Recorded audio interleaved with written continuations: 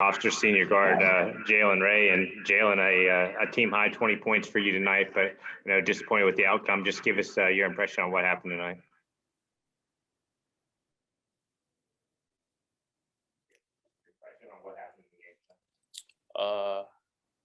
Elon, they had a good plan for us. They carry out their plan, and we just couldn't come together at the end and get the win. But hats off to Elon for doing a good job.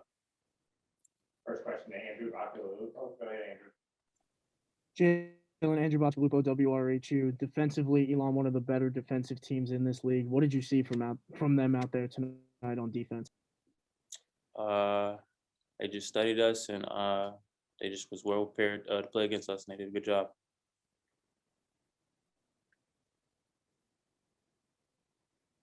Jerry Beach for the next question. Go ahead, Jerry. Hey, Jalen. I know it's only been a few minutes, but can you kind of put into perspective the challenges of playing this season and all that was going on, and you guys had more challenges than other teams in this year? What was the mental and physical toll like trying to play a season with all that was going on? On the mental part, just being away from your family, just staying at school really, but physical part, just staying in shape and really just thinking about the season, staying in shape, even if you're on a break. You just got to think of when you get out of quarantine, being ready to play. And given, obviously you guys won it last year, and everybody knows what happened after that.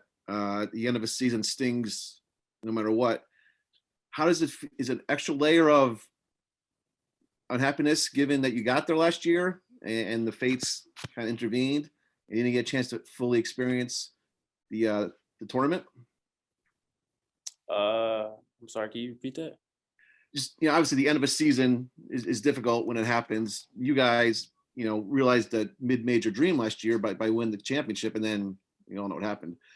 Does the end of this season, is it any more difficult given that you did what you set out to do last year, didn't get to experience it, now this year ends, a couple wins short of going back there? I mean, every goal to begin the season is to make it this point in the championship. That was last year's goal, and just every year is just the goal to make it to the championship, and this year we fell short. Next question to Roger Rubin. Go ahead, Roger. Jalen, they were very effective on the three-point line and on the offensive glass. Did you envision, did you expect that kind of play from them? Yeah, Elon, we know they get a lot of threes up, and they was able to make them and win the game this time. And for you, I mean, did you feel like you didn't have it today, or did you feel like your outside shot wasn't where you wanted it? I was just playing my game, trying to be comfortable out there. It's just had a bad game. I'll just take this loss for me, really. At the end of the game, you guys got it to within one right before, you got to 55-54, I think. At that point, you guys are in a bit of a run and they call a timeout. What are you guys talking about in that huddle before you come back out? Basically just staying together. Even though you're down, you just got to stay together and fight out of it. And that's what we were able to do right there. How disappointed are you? Can you describe it? I mean, losing, I'm a good competitor, and losing, it always sucks, but especially in the tournament, because you don't have another game after this, so it hurts even more. And how are the rest of the guys taking it? What's it like in the locker room? I mean, everybody's really emotional. We got a bunch of guys that are very competitive, so every loss hurts the same. Thank you, Jalen. Next question, Andrew Murdolo. Go ahead, Andrew. Hey, Jalen, this is Andrew Murdolo from WRHU. Late in the game, saw you were trying to take over a little bit more, took some deep threes from the top of the key. Do you just feel like the game was weighing a bit too heavily on your shoulders as it kept progressing even further? I mean, I treat every game the same. Just try to be relaxed and attack the game as any other. And we'll get one more for Jerry before we close it out. Can you, again, I know it's only been a few minutes, but can you kind of put in perspective what you and Tariq and Isaac have accomplished in the last 2 years? And obviously we don't know what's going to happen next year, but there's a lot of guys in that team who won a championship.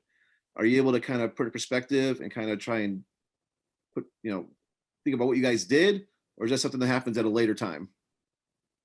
I mean, we all know what we did last year, but that's behind us. We don't try to think about that as much. It's just new goal was try to get a championship with this new team we had, and a lot of people doubted us because it was a young group, so everybody left. But we showed people different this year, made to the semifinals, but fell short. So them guys really helped out for this team. Thanks very much, Jalen. Appreciate y'all. Joined by Hofstra head coach Mike Fairley. And Mike, just before we take it for questions, just your statement, opening statement on what you felt like happened tonight. Yeah, the basketball stuff to start with. Credit to Elon, Coach Shragi. They're playing awesome at the right time of year. They didn't look great. I think their first game back out of their pause, they were off for whatever, I think somewhere near 4 weeks. And Delaware beat their doors off on a Saturday. And then they came back from that, really fought hard to come back that next day against Delaware, and then just kind of kept getting better throughout the course of the month. And they do a great job. Their energy is unbelievable. Obviously, they're super well coached. So credit to them. They did an unbelievable job tonight, and obviously he's been doing a great job for the last couple of weeks, especially for however many wins they have in a row. So, I think we died a little bit out there. I think our legs at the end of the game. Caleb Burgess asked for a sub before the first media timeout of the second half. And I was like, man, it's going to be tough. I don't know if we're going to, and we just seemed a step slow. And then we got it back. We made that run. We talked about, being together, being us. Adversity hit. We were down 10. Had a great 3 or 4 minute stretch, cut it to 1, and then just couldn't get over the hump. It reminded me a little bit of the championship game 2 years ago against Northeastern, where we looked dead in the first half. We were down whatever it was, 18, 20, and I said to myself at the end of the first half of that game, a couple minutes left in the first half, I said, we don't have the legs. We're not going to be able to do it. And then we made it a run, start the second half. We got it, and obviously we just couldn't kind of sustain it at the end. It was similar tonight, a little bit later in the game, but we made that run, and but didn't have enough coming out of that under 8 timeout to do it and pull through. Tough circumstances, but everybody's got tough circumstances. It's the 2020, 2021 season. So, I have to.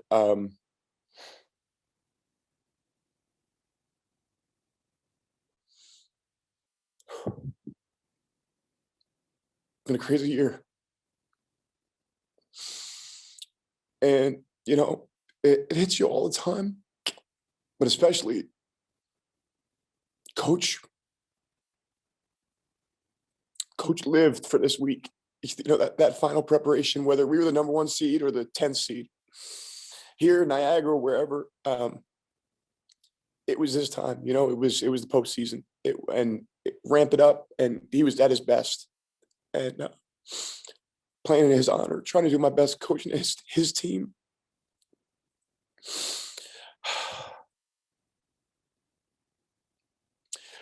He's the only reason our program is this. He was the guy that set the culture and carried it along, and made this a championship level program. So to try and carry that on for him was important to me, and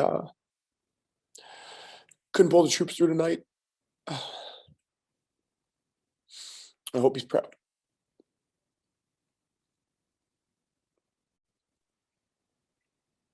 First question from Andrew Bachkalupo. Go ahead, Andrew. Hey, Coach. Andrew Bachkalupo, WRHU. In a COVID-riddled season, you acting as head men's basketball coach for this Pride team coming off a championship, how would you assess yourself as head coach this season? Well, not good enough. We didn't win the championship, but only one team smiles. It's a zero-sum game, and it stinks, man. You work your butt off, and you work 365 days to play tomorrow night. That's what you do. Work your whole life. I've been working my whole life to get an opportunity to run a program. It's certainly not the circumstances that I wanted to do it under, but you work your whole life to get that opportunity. And then you work all year to get a shot at one night. And unfortunately we came up a night short with that. It's just, I'm unbelievably proud of our guys. Life, and a lot of college coaches are saying it this week, but life as a college student, you guys, you radio guys, WRHU guys, you understand it. It's not a normal year. Not at all. There's no social life. There's nothing. You can't visit each other's room, in another room. You can't hang out. You can't go anywhere. You got, it's, these guys have been unbelievable that they basically come to the gym, they do virtual classes, they go back and forth to the dining hall, and that's kind of it. It's a hard experience and it's for all college students, and what a credit to them for the sacrifices that they've made to have a season. It's a lot of people didn't have a season, so what they gave up for us to be able to play basketball, to do what we love, to represent our school and our university is an unbelievable credit to them, and what they've gone through, mental health wise and dealt with. It's a credit to them. It's a credit to all college athletes and college students all over the place. It's been amazing. Next question to Roger Rubin. Go ahead, Roger.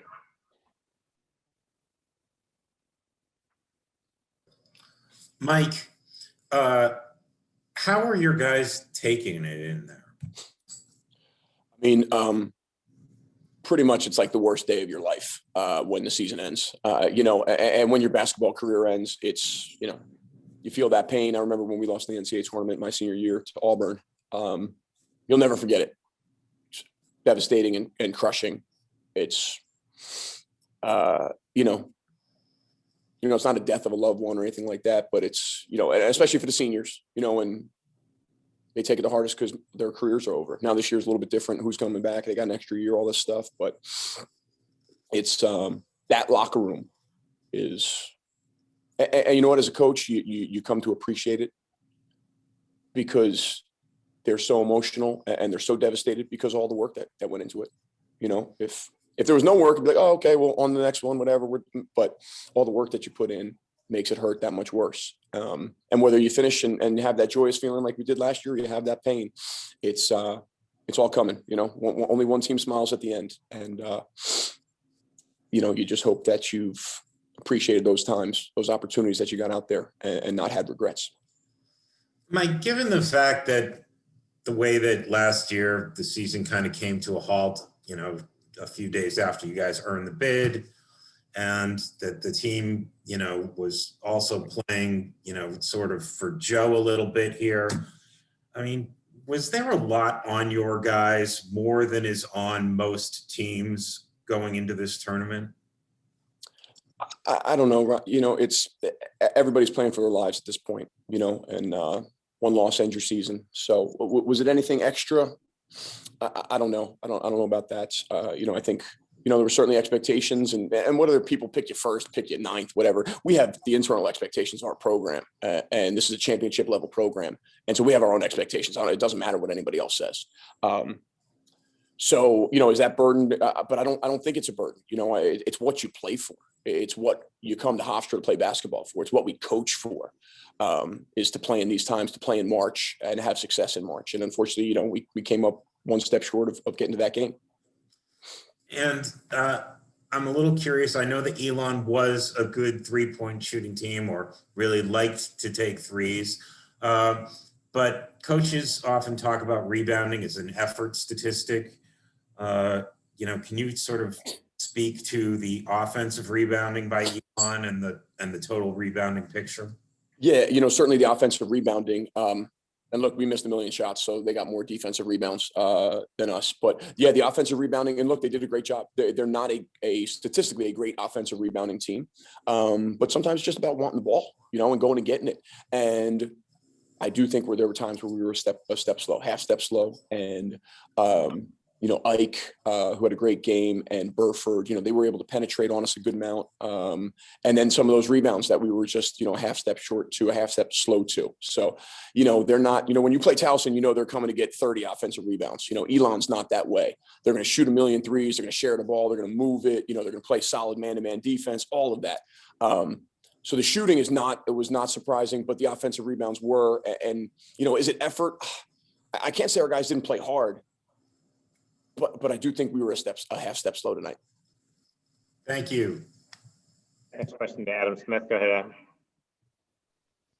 Mike, that's exactly what I was going to ask you about the rebounding numbers and how it sort of, I don't know, it seemed like it almost snowballed a little bit. So I was going to ask you if you were surprised. So, I mean, do you think this might sound ridiculous, but do you think that a team can in some ways get in a rhythm in terms of crashing the offensive boards to where, if you're just throwing your body in there, good things happen? Did you think they just sort of found something there that they were able to keep going to? Sure, Adam. Yeah, I think that's a great assessment. If you have success with it, right, keep going back to it, and keep crashing and going in there and making plays. So yeah, absolutely. And we addressed it at halftime, and I forget what the stat was, but I think, so they had 33 points. I think they had 8 second chance points off of maybe 7 offensive rebounds. And then they came out and we addressed it and we talked about that. And we said, hey, if we eliminate that and their points off of turnovers, defensively in the first half, we were good. We closed out short on a couple shooters, but then begin the second half, I think they had 4 offensive rebounds, 4 or 5 in the first 4 minutes of the second half. And then again, they kind of kept going with that. So to your point, yeah, they found some success doing it,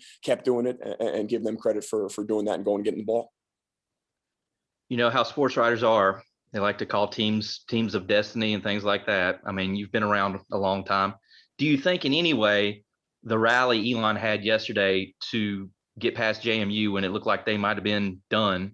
I mean, what sort of motivation or inspiration or fuel can that give you when you got your back against the wall and it's, you're looking at elimination and then you're able to advance? What does that do for a team, do you think? Yeah, certainly. I think anytime you have a big comeback like that yesterday, can certainly help and build your confidence. And they were flying off the court yesterday and celebrating. And look, their energy is unbelievable overall.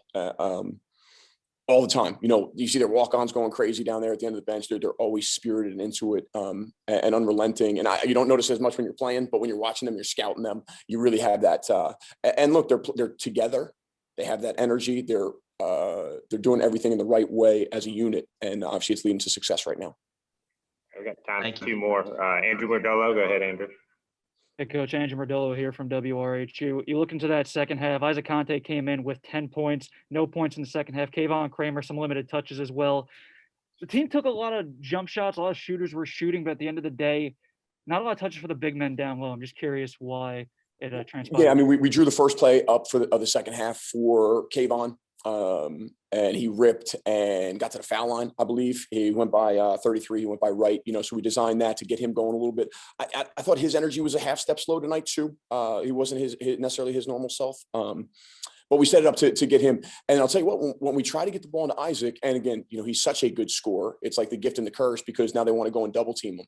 And we had amazing referees tonight. You'll see these guys ref in a Final Four, but I think there was a lot of contact, a lot of, just body on body pushing, and they let them play. We needed to be protected a little bit there, because, they don't have a low post score, and we do, and we got the best one in the league.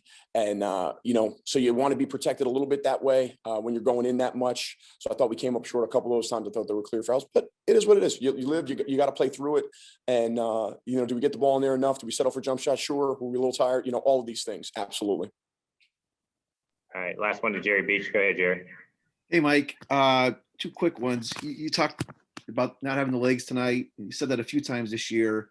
Do you think all that went into playing this season, and not just in the pandemic, you talked about, as you alluded to in your opening statement, you guys have been through a lot this year. Do you think that wore on the guys sometimes, some nights, in the 22 times you played this year? Yeah, and with the back-to-backs, I don't know. I think we'd be used to it. Again, coming out of quarantine, was it a little bit different? We hadn't played a game in a couple of weeks. So did that not help us on the back-to-back? I don't know, Jerry. I don't have a great answer there, but I do think maybe I have to feel like getting out of the rhythm of playing games did hurt us a little bit tonight in terms of having our legs there for the full 40 minutes. And look, it just ended. The season just ended, but can you put into perspective these last 3 years? You made the deepest trips Hofstra's made in a tournament in a consecutive years since the 90s. You won last year, almost won 2 years ago. Can you put into perspective, and guys like Jalen and Tariq have done, or is that something that comes, down the road a little more rear view mirror? No, I mean, yeah, sir, I guess, but you appreciate the journey too, and the way that Jalen's grown and you know, become a Hofstra legend, you know, with what he's done. And Tariq Coburn, a great, you know, and we talked about that in there is this group's hung banners, you know, we hung banners, a regular season championship banner 2 years ago, and then regular season championship in the conference tournament last year. And that's special, you know, and a special part of Hofstra history. But, you know, and the other part is this is what coaches built, you know, it's a championship level program, and that's what the expectation is now. So, you know, this is what you play for. You play to get to March. Those guys have had amazing careers, real special, and people, the Hofstra fans will remember them forever, you know, for bringing them that first conference championship last year. And then hopefully, you know, I don't know if people understand everything that these guys sacrificed and gave up this year to play for that Hofstra, you know, across their chest. They gave up a lot, you know, not seeing family not coming to games, the life that they had, they gave up a lot. And so hopefully appreciate that. People appreciate that as well for what these guys gave up, because they're special kids. You know, they're really good basketball players, but, you know, you're looking at locker room and we got a great group of kids. And I think that's been a big reason for our success too, is they're great on the court, but you just love being with them off the court even more. All right. Thanks very much, Mike. Thank you, guys. Thank you guys for participating.